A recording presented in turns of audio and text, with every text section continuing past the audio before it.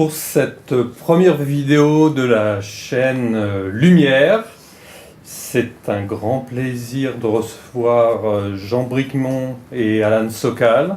La date de la mise en ligne de cette vidéo n'est pas choisie au hasard, puisqu'il s'agit du 2 octobre 2017, ce qui correspond à l'anniversaire des 20 ans de la sortie de leur livre Imposture intellectuelle, qui était sorti chez Odile Jacob. Et donc 20 ans après, ça évoque aussi le livre d'Alexandre Dumas, 20 ans après, les mousquetaires. Donc on retrouve les mousquetaires de la raison 20 ans après. Bref présentation des deux.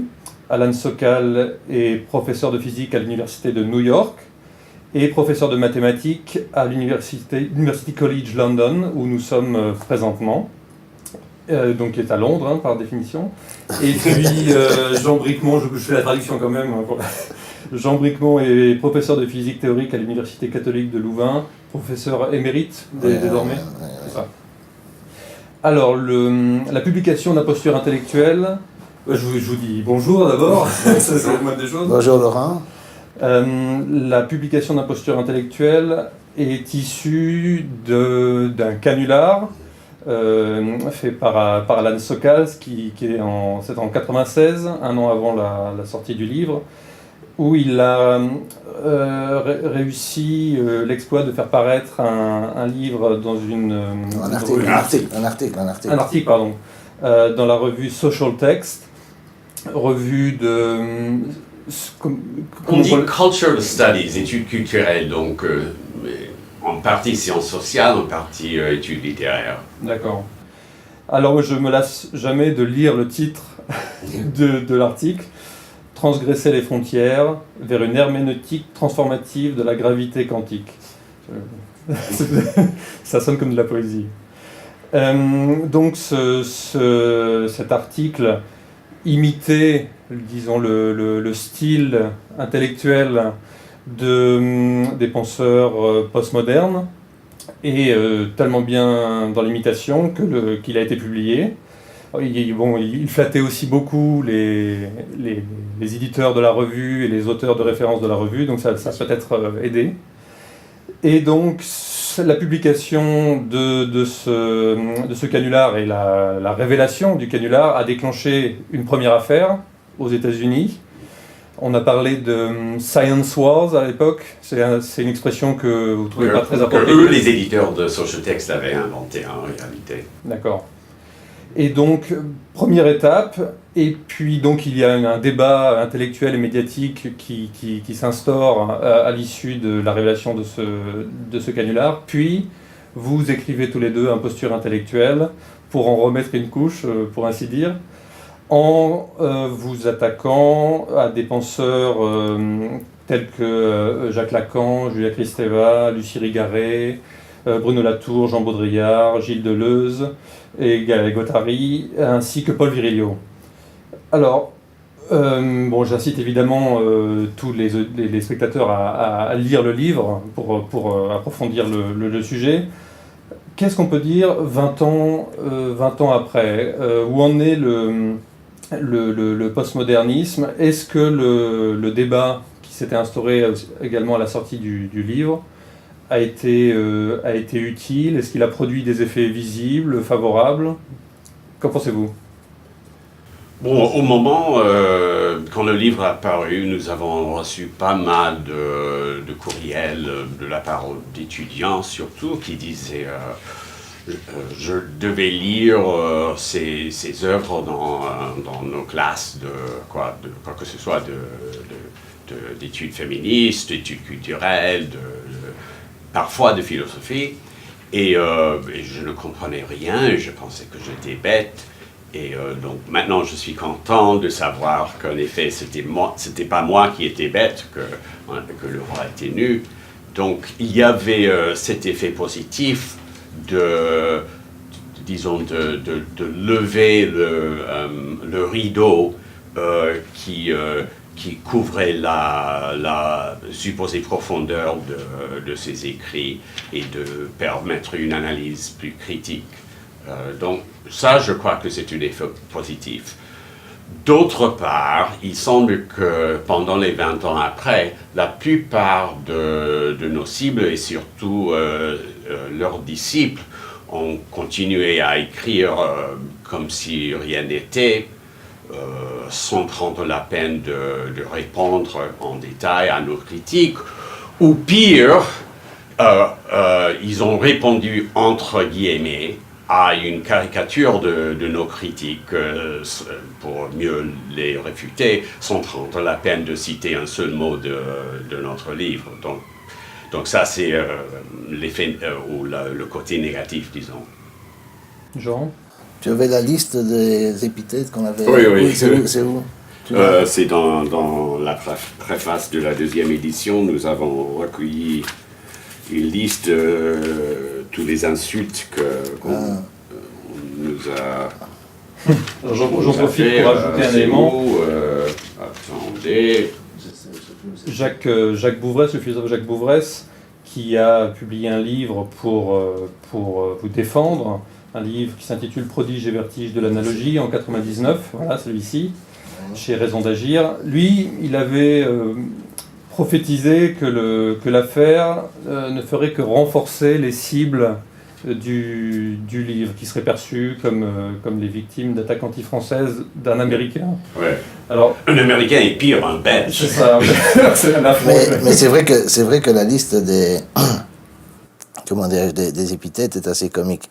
Il nous traite cow-boys et apothicaires, petits instits, cavaliers mal entraînés, censeurs, francophobes, désinformateurs, gendarmes, flics de la pensée, adjudants, valets de chambre, nains qui ressemblent à ces vieux adolescents qui jouent au Game Boy toute la journée.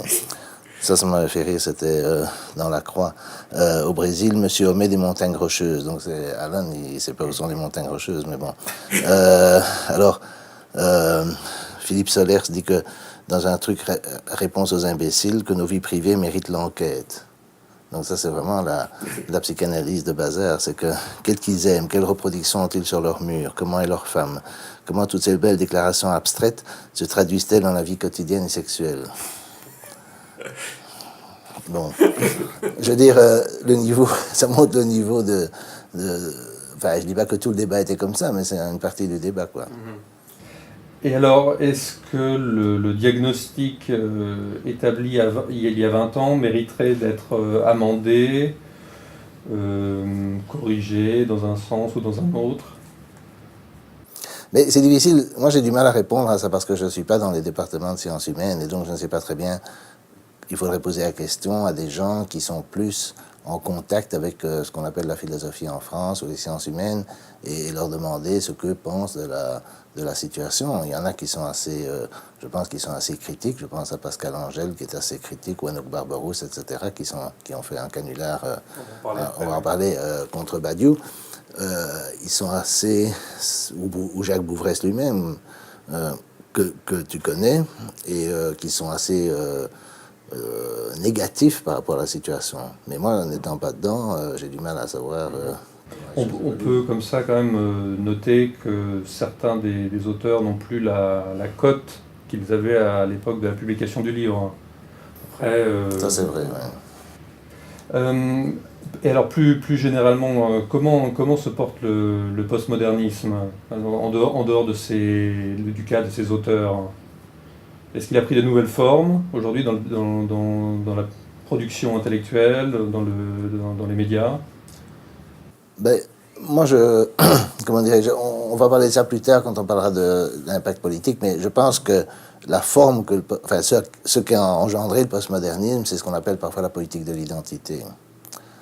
Mais je propose qu'on en parle plus tard. Mais c'est comme ça que je vois l'héritage du postmodernisme, c'est-à-dire que l'humanité est divisée en catégories, si on veut, en groupes de gens, les hommes, les femmes, les homosexuels, les hétérosexuels, les blancs, les noirs, enfin, peu importe. Et chacune de ces catégories a sa vision du monde qui lui est propre et qui est intrinsèque à son identité. Et ces visions du monde sont d'une certaine façon incommunicables parce qu'il n'y a pas de terrain commun, si on veut, il n'y a pas de raison commune, etc. Et ça, évidemment, ça mène alors à c'est assez catastrophique parce qu'évidemment, ça empêche toute réelle communication entre des êtres humains. C'est pas très émancipateur non plus. Je trouve que c'est pas émancipateur du tout. Mais, si tu veux, j'ai une formule provocatrice, mais je vais quand même l'expliquer, je vais peut-être la donner maintenant, et essayer de l'expliquer. C'est le relativisme qui est une de nos cibles, parce qu'il n'y a pas que la foutaise qu'on appelle bullshit en anglais, mais la foutaise, hein, mais il y a aussi le relativisme. Et le relativisme, pour moi, c'est l'idéalisme plus ça c'est ma formule, l'idéalisme plus la décolonisation.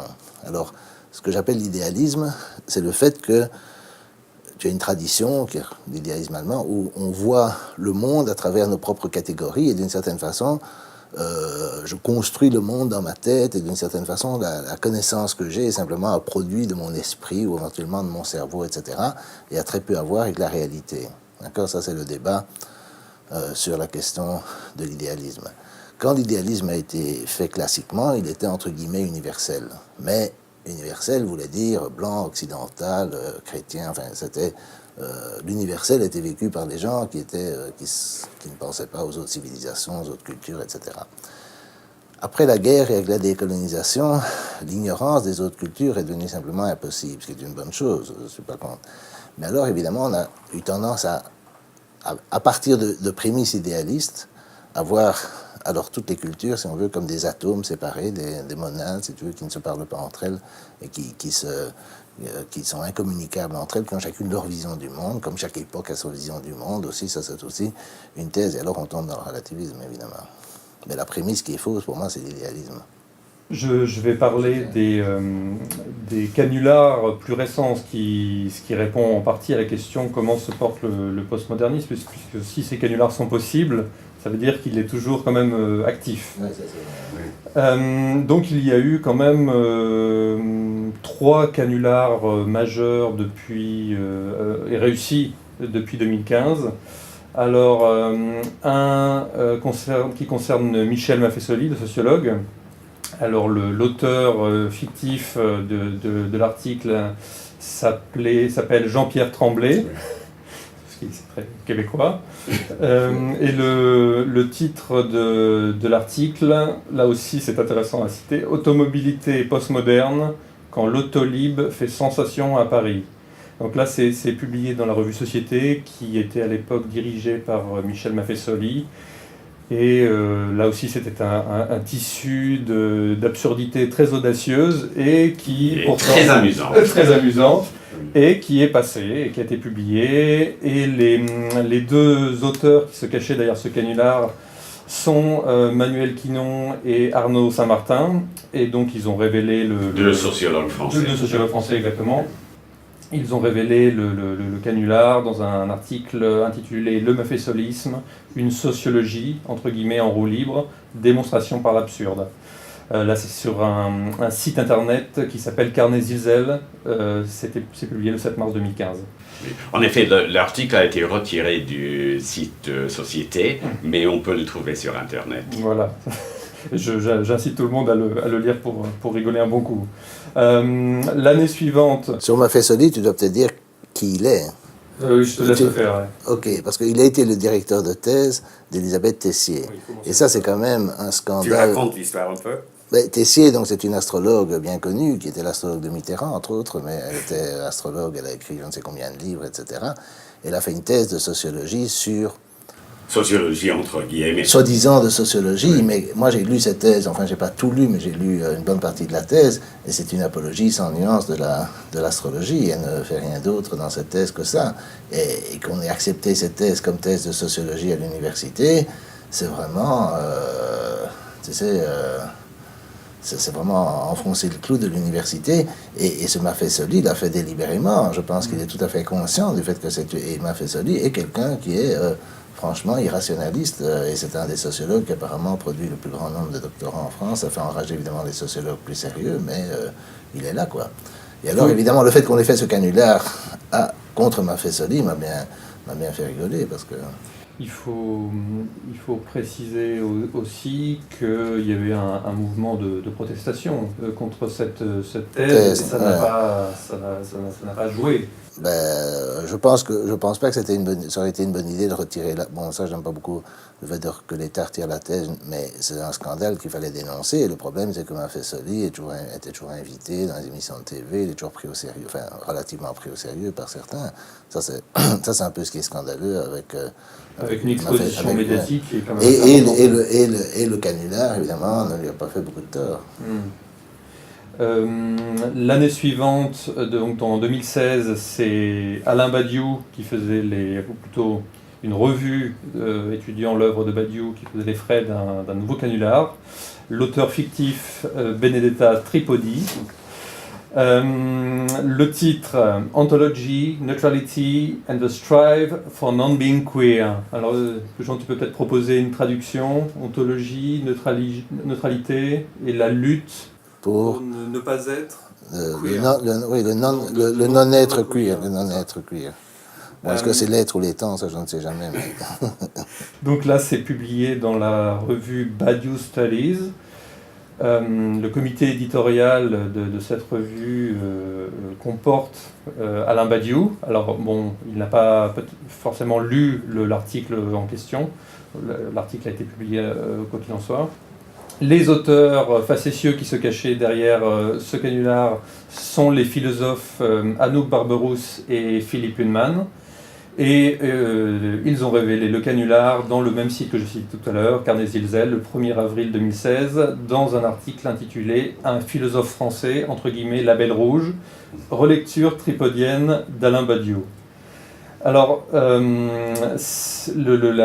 réussite de ces deux canulars a donné lieu à une tribune publiée dans Libération le 31 mai 2016, à laquelle vous vous êtes associé, Alain Sokal.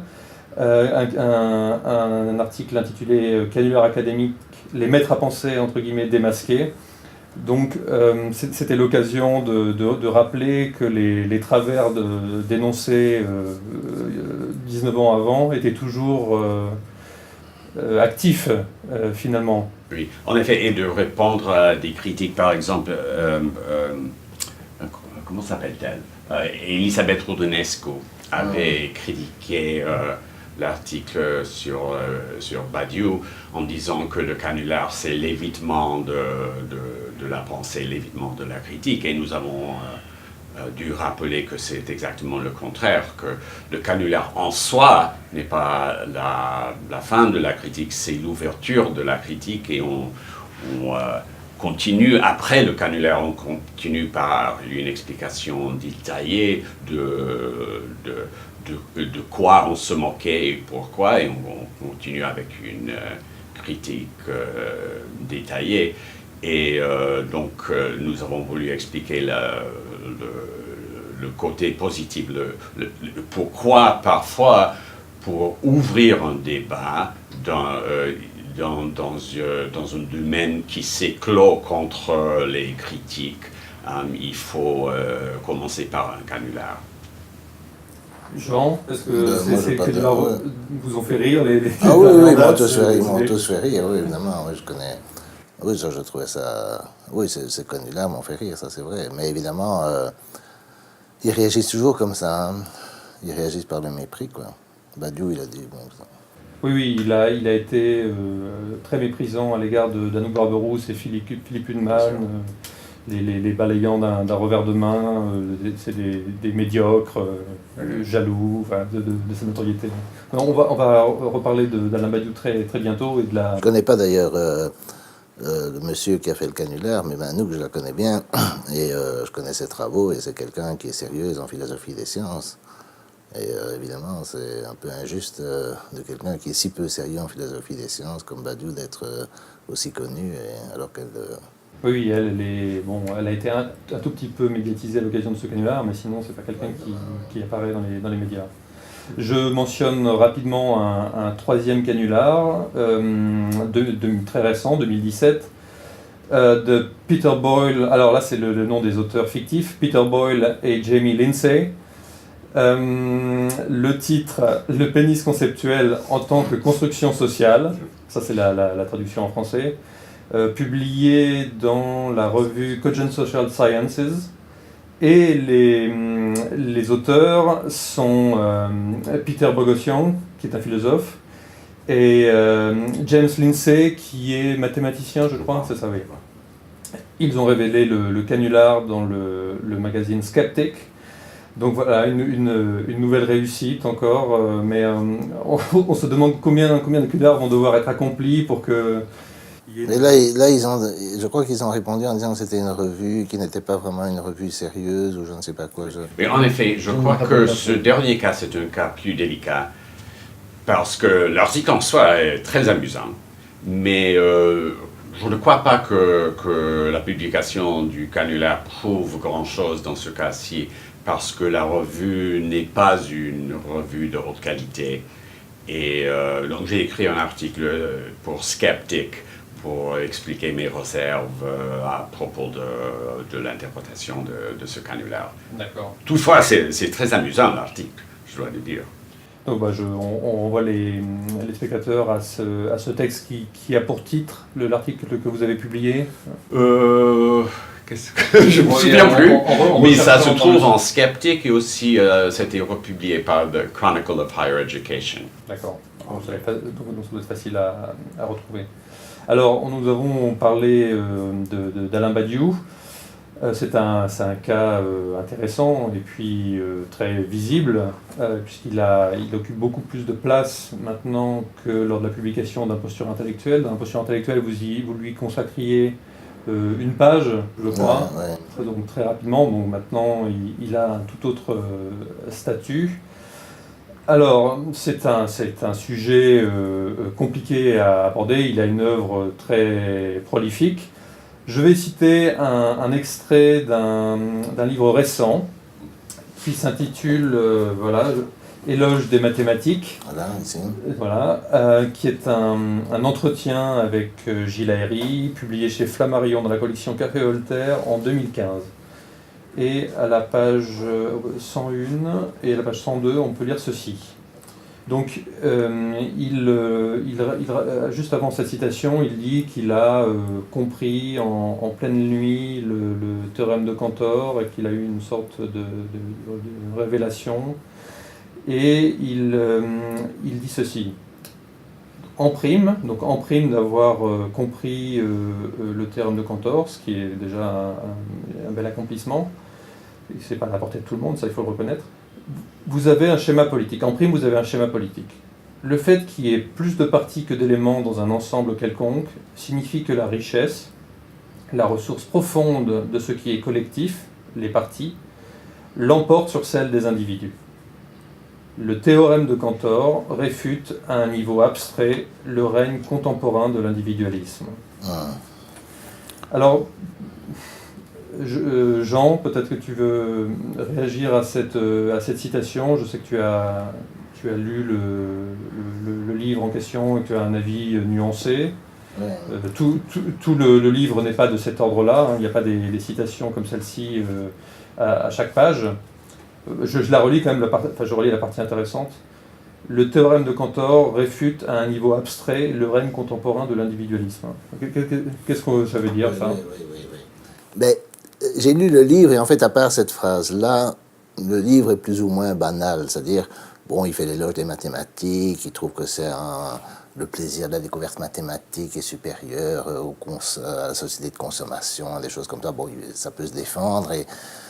alors évidemment, il dit aussi que les philosophes ont rompu avec les mathématiques, s'intéressent plus aux mathématiques et que c'est une grande perte par rapport à Leibniz, Descartes ou Poincaré qui était un peu philosophe en même temps que mathématicien. Et donc, tout ça peut se défendre. Mais quand il explique le théorème de Cantor, c'est assez pédant et... Bon, c'est pas faux, c'est bien expliqué, mais c'est un peu pédant. Et alors, il vient avec cette inférence à propos de la société. Et le problème chez Badiou, j'ai quand même lu un peu L'être et l'événement, et à l'époque, on avait lu un peu, je vais citer d'ailleurs la théorie du sujet dans un moment. Il est, si tu veux, pour lui, l'ontologie, c'est les mathématiques.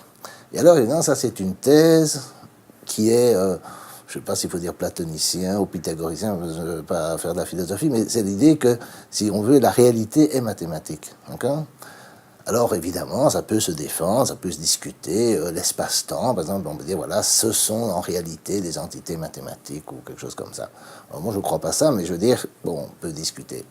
Le problème, c'est que ce qui l'obsède, c'est toujours la théorie des ensembles, et en particulier la théorie des ensembles infinis, et des ensembles qu'on appelle non dénombrables, comme par exemple l'ensemble des nombres réels. Et ces théories-là, évidemment, il y a toutes sortes de subtilités, de la logique, etc. Mais lui, quand il parle de l'être, de l'ontologie, c'est toujours l'être social, ce sont les êtres humains. Mais il ne semble pas avoir réalisé que l'ensemble des êtres humains, depuis qu'il y a des êtres humains, est un ensemble fini, d'accord ? Et toutes les institutions humaines sont un ensemble fini. Tous les documents qu'on trouve au British Museum, toutes les archives de l'Empire britannique, des États-Unis, c'est un ensemble fini, d'accord ? Et donc, toutes ces choses-là portent sur des trucs qui, d'un point de vue mathématique, sont complètement triviales. Si je veux montrer qu'il y a plus de parties d'un ensemble fini que d'éléments dans l'ensemble, il me suffit de prendre chaque singleton, chaque élément de l'ensemble, en faire une partie, et puis prendre une partie avec 2 éléments, et la démonstration est terminée. Je veux dire, c'est complètement ridicule, et on peut les compter, on sait exactement combien il y a de parties dans l'ensemble fini. Je veux dire, tout ce blabla ne vient rien faire pour ce qui le concerne. Si maintenant il s'intéressait à la philosophie de l'espace-temps, ou je ne sais pas quoi, on pourrait discuter, ou est-ce que par exemple les électrons sont en réalité des entités mathématiques, bon, ok, mais il ne fait pas ça. Et donc moi je suis convaincu que les philosophes des sciences sérieux, les philosophes mathématiques sérieux, etc., ne s'intéressent absolument pas à ces travaux. Et les gens qui s'intéressent à ces travaux s'y intéressent parce qu'ils donnent un air de profondeur et tout ce blabla sur les mathématiques, à des considérations sur l'amour, sur la poésie, sur la politique, etc., qui sont elles-mêmes très vagues.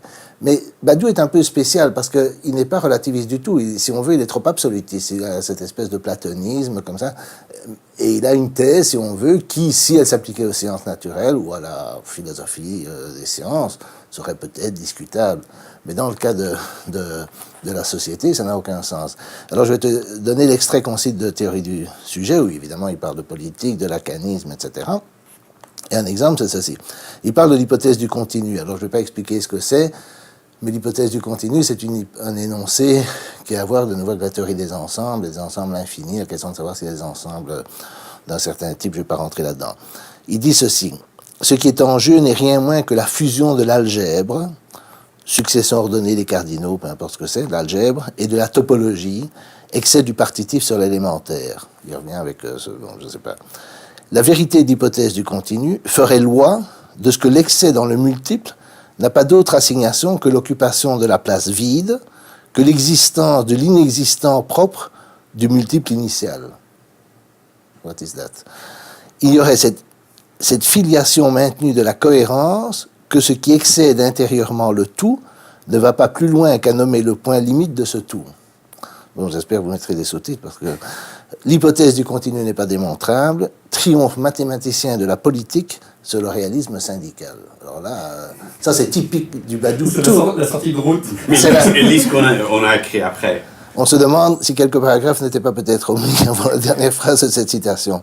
Le saut entre mathématiques et politique est aussi abrupt qu'il paraît.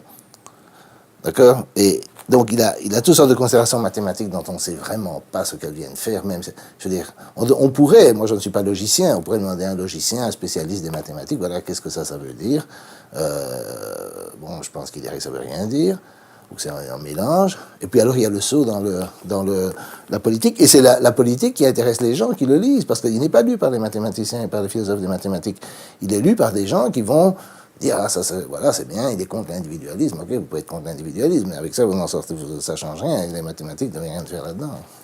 Est-ce que c'est pas un outil d'intimidation intellectuelle ? Purement et simplement. C'est purement et simplement ça. Mais je dis, il est pas postmoderne, simplement dans le sens qu'il est absolutiste, il est platonicien, il se réfère à toi, il n'est pas relativiste du tout, tu vois.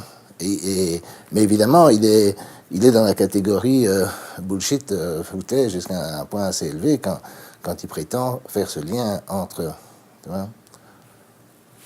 Alan. Voilà. Mais si tu prends l'être et l'événement, j'ai quand même regardé un petit peu, Bon, il y a l'axiome du choix. Alors, il dit que bon, Allen se moquait de l'axiome du choix, qui est un axiome nouveau en théorie des ensembles, en mélangeant ça avec le choix pro-choice en anglais, donc le droit d'avortement. Mais lui, il dit dans le canular, mais là, il dit l'acceptation de l'axiome du choix est politique au sens large. Moi, je ne sais absolument pas quelles étaient les opinions politiques des gens qui étaient pour l'axiome du choix ou contre l'axiome du choix. Et je pense qu'il n'y a pas de relation, mais il est, tu vois, il est... C'était seulement un jeu de mots. Oui, chez toi. Le mot choix. Oui, mais lui dit que l'axiome du choix était un choix politique, dans un sens large du terme, mais quel sens, je ne sais pas, tu vois. Il le dit dans l'événement. Badiou, oui, mais il ne fait pas la relation avec le choice, parce qu'en français, on ne dit pas choix pour le droit à l'avortement, mais comment dirais-je, oui, il fait des remarques de ce type-là. Et alors, évidemment, son bouquin est très, très technique, donc il faudrait vraiment s'accrocher. Moi, je pense que si je voulais vraiment lire en détail, bon, il me faudrait une certaine concentration pour lire en détail, mais je ne vois pas le rapport avec ce qui m'intéresse par ailleurs.